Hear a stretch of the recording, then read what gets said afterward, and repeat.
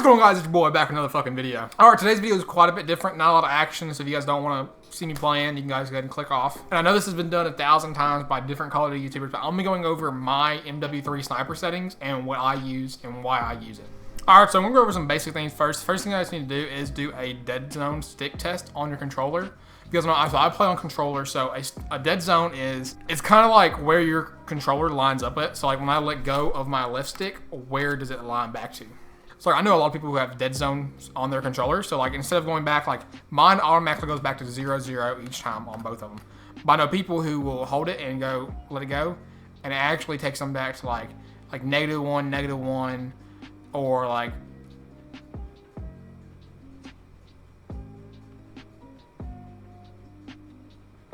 that, like 0, -10, something like that. So you can adjust your dead zones. So like I said, like I don't know how to work this actually, but pretty much you can go through and you can change your dead zone and like where it lines up at, so it'll be more accurate for you. When it comes to sensitivity, I play on 20 horizontal because I'm a trick shotter. So I have that for my horizontal sensitivity, and I play on 14 for my vertical. Since I'm sniping a lot of time, it'll be able to give me that flick up.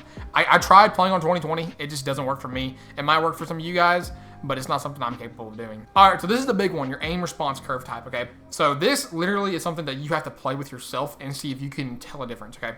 So from when I started playing Modern Warfare 3 again back in March all the way up until probably about 2 weeks ago, I played on dynamic. A lot of people say like dynamic feels the best. It's the most responsive type curve and stuff like that. I started swapping it up and I started playing linear a couple of weeks ago, and I can tell a good enough difference for me between the two, and it makes me like linear more. If they didn't have linear, I'd be fine with dynamic. But it really is something that you have to play with and decide on what you want yourself. Like this is my settings, like what I like to do. You guys can run linear, and I think you guys will be fine linear, and you can run dynamic, and I think you'll be fine with dynamic. It just depends on like what your style is and what you're wanting.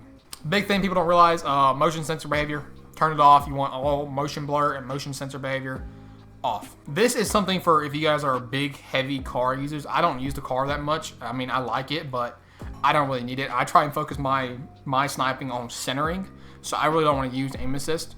But aim assist type is a big deal. So there's precision, there's focusing, and there's black ops. If you guys were going to use one, I would probably use precision, just because it's a very strong aim assist for that. As well as this is something that also works on red guns and will lead you away on red guns. You know what aim assist is? It's like where, imagine there's a guy right here, okay, and this is your gun looking at him, and he's running, and you're free scoping him, and it just drags you along with him. Big thing, as know, world motion blur off, weapon motion blur off. So FOV really just depends on what you do. I run 80. I think 80 is default. It might be 60 is default. But I run 80. I've ran 100. I've ran 120. 80 is a good foreground for me. That's what I'm comfortable with. That's what I like. Back to controller settings. I forgot to go over this.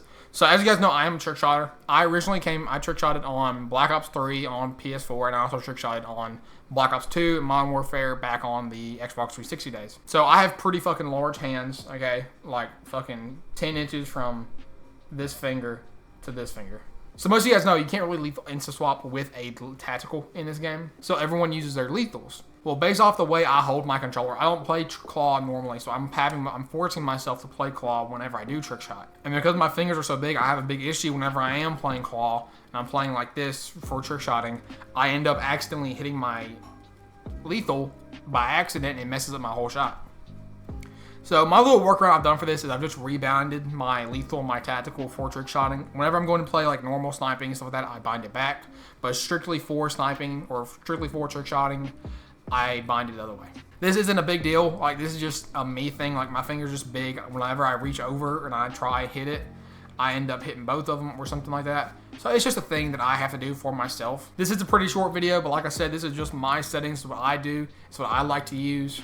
As you guys play this game more and more and you get more oriented into it, you're going to find settings you like and what you want to do. And eventually on the next Call of Duty, you'll be able to start your next game on Black Ops 6 with the settings you have here, because more than likely they'll carry over, like dynamic curve, your sensitivities, most of that stuff all stays the same per Call of Duty. You just got to find your good foreground with it.